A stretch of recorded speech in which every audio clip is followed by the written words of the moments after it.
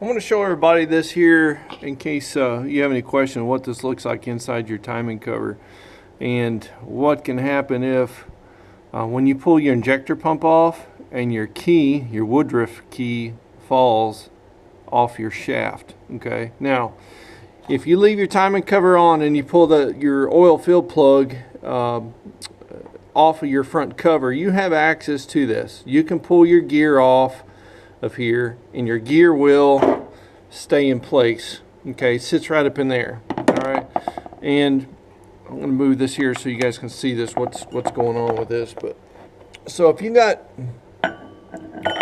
your gear up in there,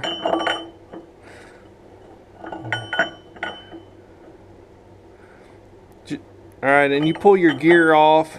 Okay, I don't have my pump set just right, so I'm just kind of giving this, but you'll pop this loose, your pump will then slide out the back, okay, and hopefully your woodruff key will stay in that slot right there. Okay, this is it right here. All right, if it doesn't and your gear is still in your housing, okay, what's going to happen is your woodruff key is going to fall right there.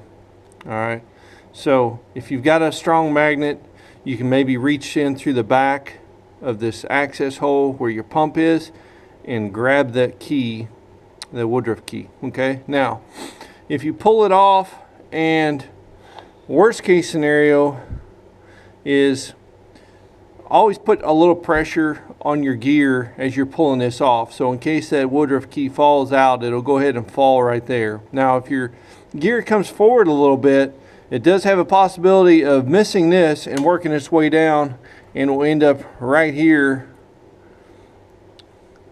in between your gears. Now that's going to make it a little bit harder for you to get out. So just want to show you that. You can have access to it on the back side with a magnet. It will pick it up, but always put pressure on this front gear, so when you pull your pump off, if it does fall loose, it'll land in this cavity right here and you'll be able to reach it.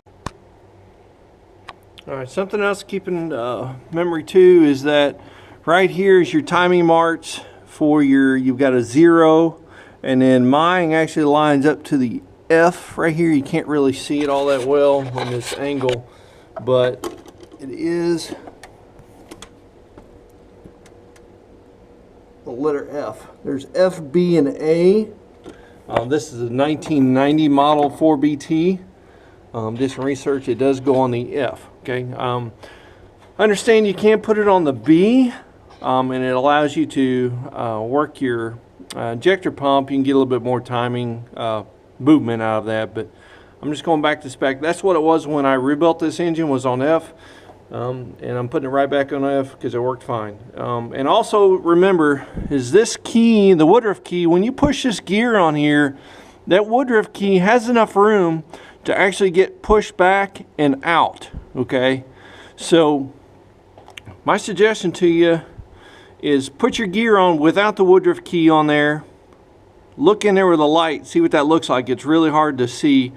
And then once you put your woodruff key back on there and then push your gear on, you'll see just a little bit of the woodruff key. Okay, now what you can do then is take your little pick, go high side on that slot, and then push down on the back side of that woodruff key, and that will make that woodruff key lay flat on your shaft, on your pump, and you can see a little bit better. Make sure it's in there. So make sure that's in there. You're going through all this trouble, make sure it didn't get pushed out to the back side, and then what it'll do, actually it will fall down in that slot that I was showing you. All right, so we're putting on our nut that goes on the pump shaft. There's the washer. I went ahead and put some blue Loctite on there just to make sure we have a little bit extra safety precaution there. Make sure that this nut doesn't come off, and we're going to get that on there. And the engine's in time, everything is good. The pump is lined up with the groove and locked down in place, and we're going to torque this down to 48 foot-pounds, and that's it. Now you've got everything torqued in place, and I'll finish hooking up the injector lines and we'll get ready to start this thing. I want to make another point about these banjo bolts right here. This is the one that goes into the filter housing. As you can see, it does have another bolt that screws in there. That is to bleed the air off. This is the one that head backwards. The other one is right here. If you can see that, that's the other one. Now, I'm sure someone's saying, well, if he had those in backwards, he wasn't getting any fuel, but actually, we were. You can actually pump this and fuel would go through that little hole and then squirt out here, and you could pump it to bleed all the air out. And you're like, man, we're getting plenty of fuel. I actually took this line loose and pumped this, and fuel was squirting out of there. Now, I will tell you that with those bigger holes here on this one, when you go to do that, it does flow a lot more. So, I'm just going to add that into the details on this, just something to look out for on this, and some more information. Just remember, hook up all your bolts, make sure you get them nice and tight. Make sure you get this nice and tight, and then from there, then you can go ahead and start putting in, hooking on your injector lines and moving them on up towards the top of the engine, and then screwing onto your injectors. One more thing to remember is after you get everything hooked on, all your lines locked down tight on in your injectors and your delivery valves, and you've got everything in place, ready to roll, make sure you back out your shaft lock bolt right here and put your little shim in there, because if you go to try to start this, that bolt goes and actually tightens down on your main shaft that runs in your pump right here, and it will definitely start running some metal shavings pretty fast. So make sure you back that out, make some notes, go through a little checklist. If you don't do this very much, just ensure that you've got everything ready to go before you start cranking this engine over. Alright, so what I've got here is some information for you guys, because number one, I was getting ready to pull the injectors on this truck because I was having trouble not starting. I figured, well, maybe I got some trash or something down into the injectors themselves. So I've got another vid that I'm going to be posting on how to build a pop tester to check your Cummins injectors to ensure that, number one, that they're working correctly on the pop test at whatever PSI that it's regulated at, and then also to make sure you have good spray patterns. So, but let me give you some information here, because I had to do a little research to find this, is that this will help you out. Number one, go to O'Reilly's and buy you some lug nuts for a vehicle. 12 millimeter by 1.50, okay? That's 12 millimeters the size, and then the 1.5 is your thread. That's some important information that you're going to need to know. Number one, here's your lug nut. So all you have to do is take your injector line loose. This gets screwed right down on top of the injector, okay?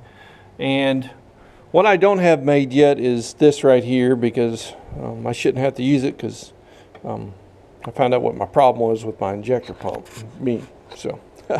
So anyhow, just make you a little device. Some guys say cut a piece of pipe. It's on some YouTube channels. Just look it up, you'll be able to find it.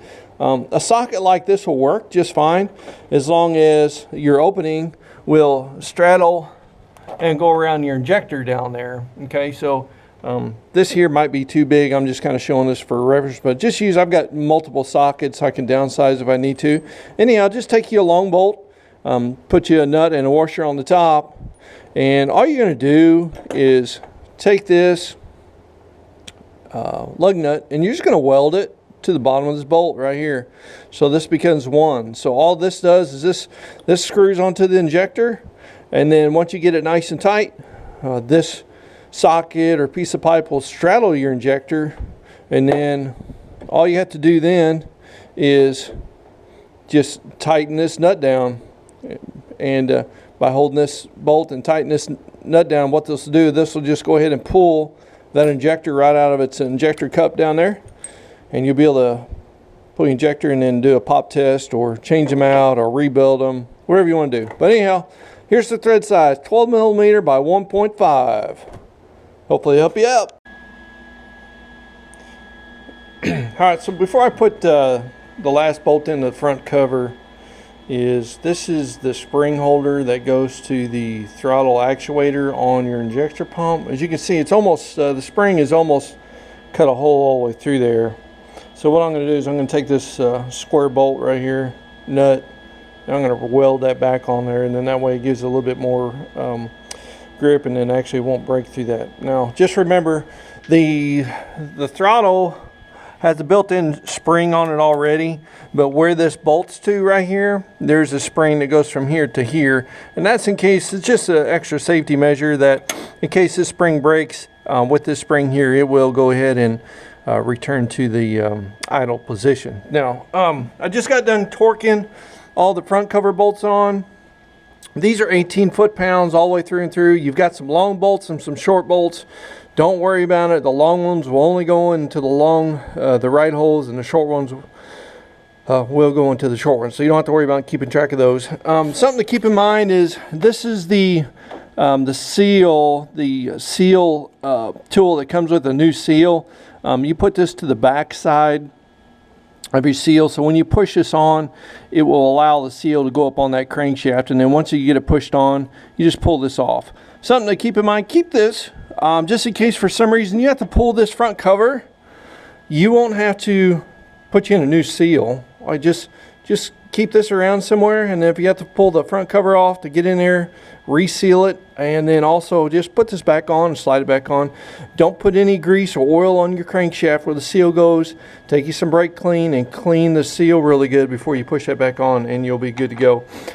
Something to keep in mind also is that when you go to torque this front cover down, always start in the middle somewhere and work your way out to the outside edge. You don't want to start on the outside and then work your way to the middle. You want to start in the middle and then work your way out to the outside, just like you do ahead, and then that way, if there's any imperfection in the cover, it will work its way to the outside edges, and you'll be good to go. So it'll be interesting. It's been an interesting day for me today. Getting ready to wrap this truck up, and my son said, "Hey Dad, your low oil pressure light came on your Ford the other day when I started in the morning," because he's borrowing that. And I was like, okay, well maybe it's just the filter, the little check valve and the oil filter just wasn't sealing very good. And so anyhow, went out there today, started it, and same deal. Shut it off, did some quick starts, and it primed back up, went up to the regular oil pressure until I went to go drive it, and then I knew something was not right. It has enough oil pressure to run, but I believe it is time for a new oil pump on that rig. So that's going to be my next project. So get this truck done, get it on the road, and man, I guess I got to work on my Ford. Man, I sure do wish I had a 4BT right now. I'd probably just go ahead and swap it out. So probably in the next 2-3 months, I'm going to probably go ahead and try to locate one and do that project that I've been talking about. Put that good old 4BT simple engine into a Ford pickup truck like we did this one, and make that a better vehicle. So, but anyhow, we're getting close on this, and we'll talk to you later.